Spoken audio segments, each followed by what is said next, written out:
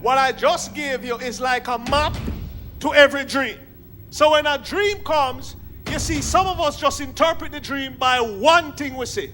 We see the girl, we see her at the aisle, so that means we're going to marry. No, you look for where? Who? Because you could be at an altar, but there is nobody in the church. That means the dream changed. That's not a blessing. You could see yourself at the altar, but you're in a short pants and she in a one tight shorts. But you're at the altar. It means not ready, not dressed. No.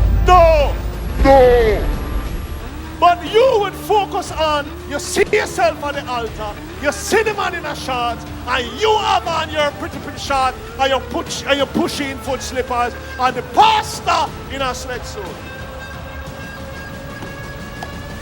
And you say, the Lord has spoken. Hello, it means no. Nobody is prepared. Nobody is ready. It's not time. You dream and you wake up and you go back and sleep and you dream again.